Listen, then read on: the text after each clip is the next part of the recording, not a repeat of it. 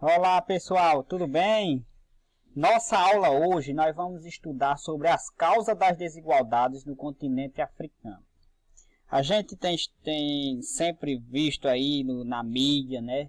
Tem criado toda aquela imagem da África como um continente onde só tem pobreza, onde existe uma grande desigualdade socioeconômica, guerras, conflitos. É uma imagem que passa da África, certo? A gente sabe que a África também tem coisas boas, né? Por exemplo, a África tem exuberantes florestas, tem vários tipos de climas, é rica em recursos minerais e naturais. Então, tudo isso, certo? A gente vai entender por que existem essas desigualdades no continente africano, certo? De início, por ser rica em recursos minerais, acabou sendo um continente que foi que atrair os olhos das potências europeias, certo? Então vamos lá. O continente africano ele vivia em paz, apesar de não ser regionalizado e nele habitarem diferentes etnias. Então sempre teve diferentes etnias no continente africano. Antes da chegada dos europeus, antes dos europeus resolver aquela conquista, né, da expansão marítima comercial, o continente africano existia diversas etnias, mas eram ricos do ponto de vista cultural.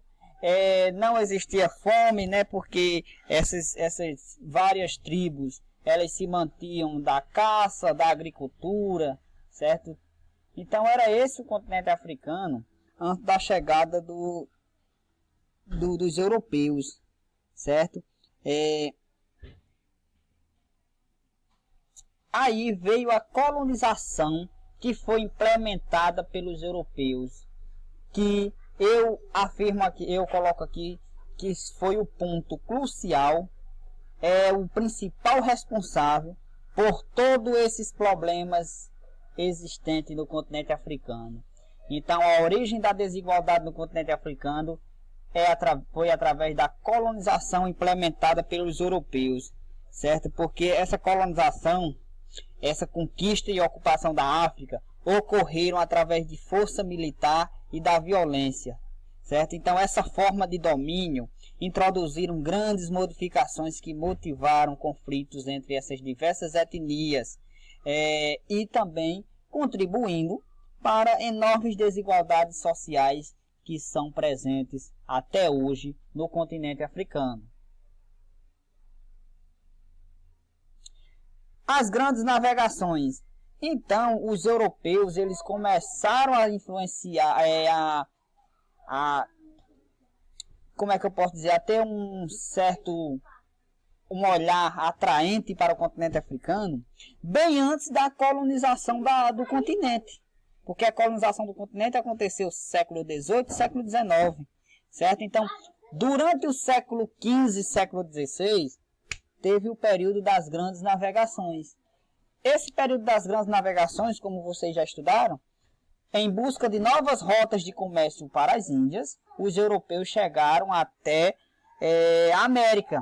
A partir daí, teve início o processo de colonização da América. Então, pessoal, ao iniciar a colonização da América, aconteceu tudo aquilo que vocês já sabem, né? Então, aquela história de os europeus tentaram escravizar os índios, né? Não conseguindo, diante da recusa dos indígenas para trabalhar de forma escrava, os europeus foram buscar mão de obra no continente africano, né? Então essa mão de obra escrava, né, de africanos, os europeus chegaram na África e através daí começou a incentivar conflitos, né, conflitos entre tribos que já tinham uma certa desavença, certo? Então essa prática de trazer, de comercializar mão de obra escrava para as colônias da América ela durou ela durou um total de 300 anos, né, a questão do tráfico negreiro, né? Então, como eu falei, os europeus incentivaram conflitos, porque os guerreiros de uma etnia que eram aprisionados pela etnia rival eram entregues aos europeus, e os europeus traziam para a América para trabalhar de forma escrava, certo? Então, a partir de aí, teve início a questão da interferência dos europeus no continente africano. Então, essa prática da escravidão, ela, cada vez que passava, cada tempo que se passava, ela tomou proporções maiores, certo? E acirrando cada vez mais os conflitos entre as etnias, né, esses conflitos que eram influenciados. Aí veio a industrialização.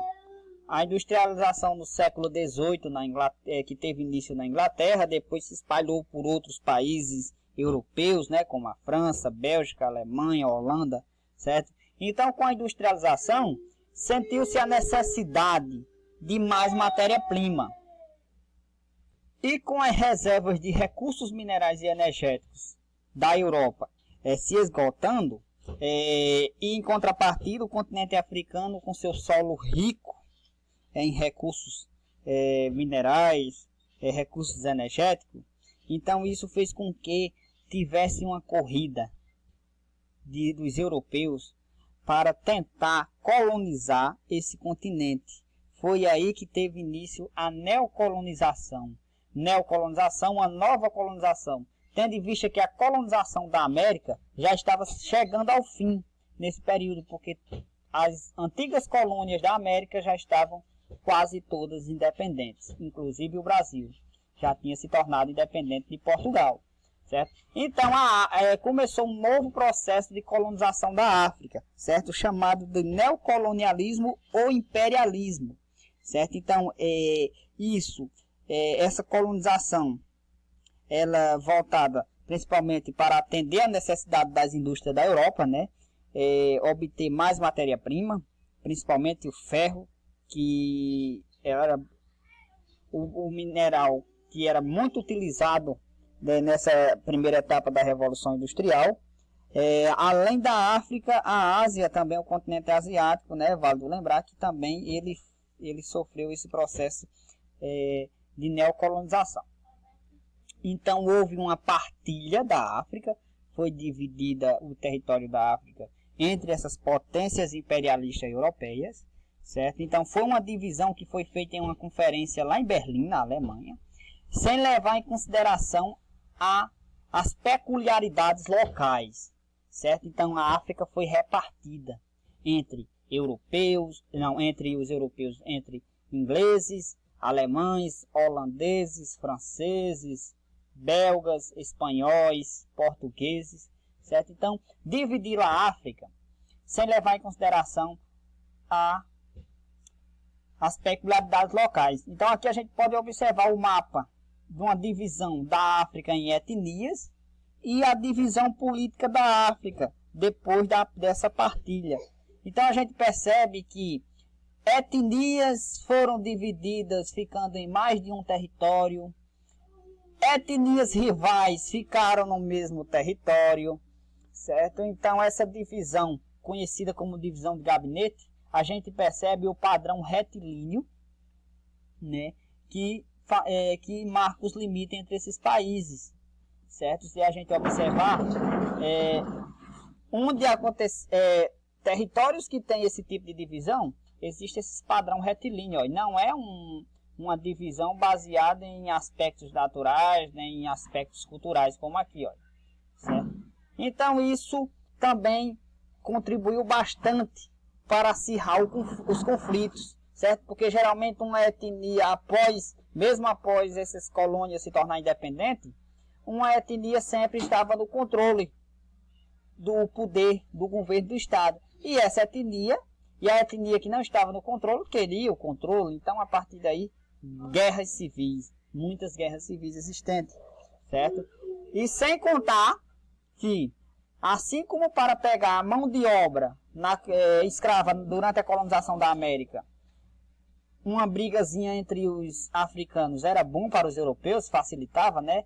Para dominar o território também uma briga entre as etnias africanas também era bom, porque essas etnias iam enfraquecendo cada vez mais e os impérios europeus iam dominando cada vez mais esse território.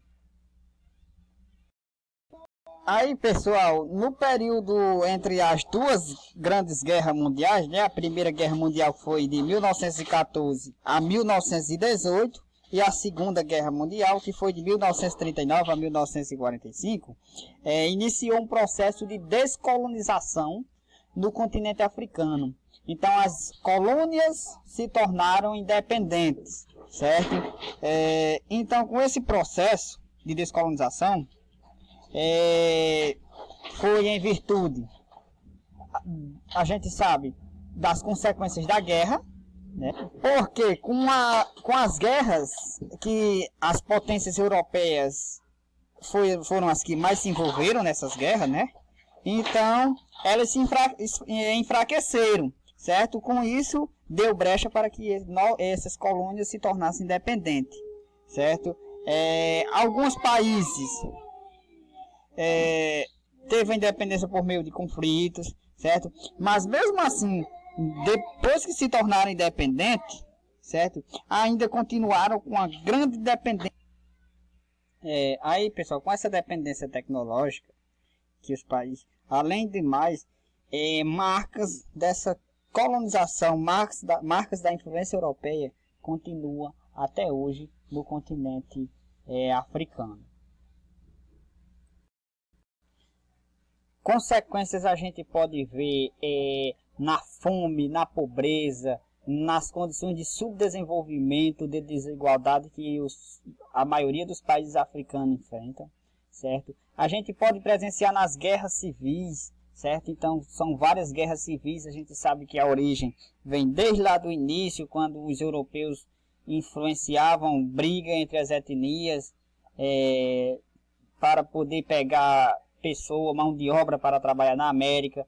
Depois, para colonizar o continente, houve a partilha do continente, em que etnias rivais elas ficaram no mesmo território e assim por diante. Então existem conflitos por território, existem conflitos por fronteiras, existe a questão do crescimento de movimentos separatistas, de práticas de terrorismo, principalmente o fundamentalismo islâmico, praticando terrorismo religioso, terrorismo de Estado. E com isso, cria uma grande rota de refugiados, pessoas que saem dessas áreas mais críticas para escapar da guerra e da fome em busca de melhores condições de vida. Aí um exemplo aí do campo de refugiado na República Democrática do Congo, um país que além de enfrentar problemas com guerra civil, ainda tem problemas de fronteiras, né? Porque tem uma guerra civil entre etnias, entre os Hutus, lá no Ruanda, certo? Lá na Ruanda, que fica próxima, um país que faz fronteira com a República Democrática do Congo. Aí esse conflito que eu falei entre duas etnias, né? Os Tutsis e os Hutus lá na Ruanda, né? Provocando aí cenas lamentáveis, né? Aí uma cena do massacre que aconteceu, uma etnia massacrando a outra lá em Ruanda.